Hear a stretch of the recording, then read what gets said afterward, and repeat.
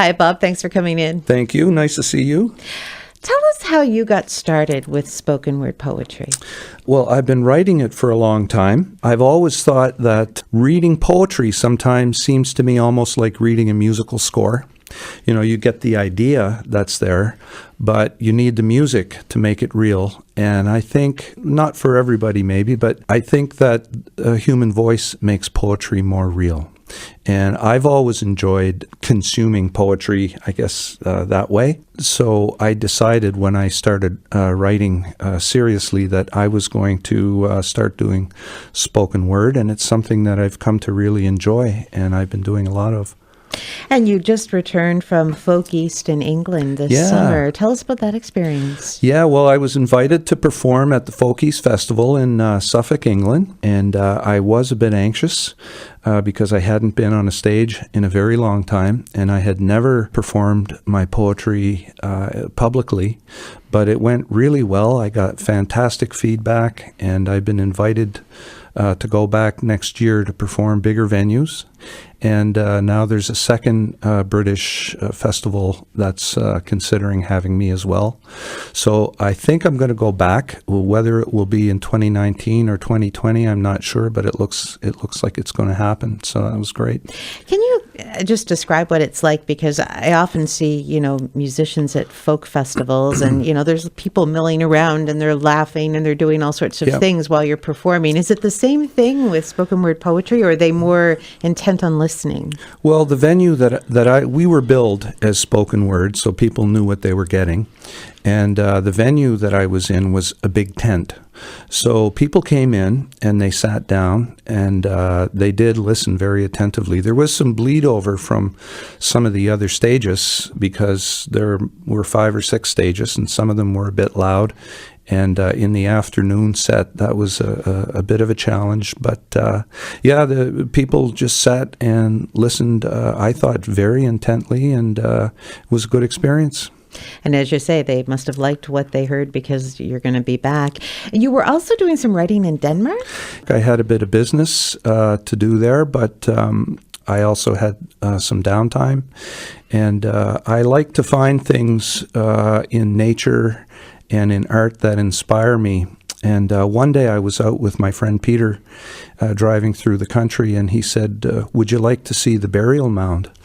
And I said, hell yeah, what burial mound? And he pointed, and out in the middle of this farmer's field, there was this Neolithic burial mound, 5,000 years old. And there was a little dome in there, like a smaller version of what they have at Stonehenge. And the really cool thing to me about it was that there was no parking lot, there were no signs, there was a sense of discovery. It was just out there in a field. And there was quite a feeling of history being out there and thinking that Stone Age people had put this thing together, 5,000 years earlier. So I wrote a poem about that. And I also wrote some poetry about my great-grandfather's farm where I was staying. Also did a bit of writing in England as well. I went into a 12th century church and I wrote a poem in there, and then I recorded it in the church. That was fun. For me, that's fun. Well, we'd love to hear one of your poems. You're going to do one now for us. What are we going to hear? Well, I've always been fascinated by dreams, and 27 years ago I had the most remarkable dream of my life. And everything else is in the poem. It's called Who But Daniel. I saw him in a dream so many years ago. Laughter beyond measure from that small aortic flow. Even now I cannot help but smile as I recall the way I knew his heart on that rainy night, that fall. My voice was in his laughter and his joy was in my soul. His love was in my breast, like the bonfire's warming coals. And when I shook the sun and bade him wake the lazy day, still I felt his laughter, and it kept the rain at bay. And all day long I wondered who the laughing child could be, for I could not place his eyes, but his soul was known to me. And though he never spoke a word, his message was quite plain. that his heart was full of living, that his joy was unrestrained. And who could solve a dream like this but Daniel in the den? How does a soul know what to choose to show the love within? But that night the rain kept falling, and his laughter left my ears, and it was the darkest evening, watered with the cruelest tears. For the hopeful place that we had set for one is yet to come would be taken from our table before the morning sun. Our tears were like November's darkened days of frozen rain, and the searing air we breathed, splinters pulled against the grain. And when the skies had cleared and the tears had drained away, I thought back to the recent dream I'd had upon that day. A laughing little boy without a single word to say, unbridled in his joy, like the leaping trout's ballet.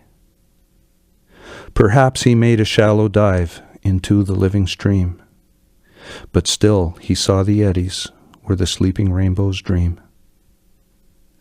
Perhaps he saw the sorrow that was coming on the dawn, and perhaps he let me know that the journey was still on.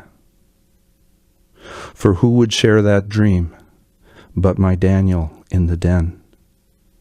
And who knows what a soul might choose to show the love within. Beautiful, very personal. Thank you. Poem there. Thank Is it you. hard for you to read that sometimes? Yeah, actually, yeah, it is. Sometimes I tear up while I'm reading it because I feel it every time I read it, and the dream is still as vivid to me as it was 27 years ago.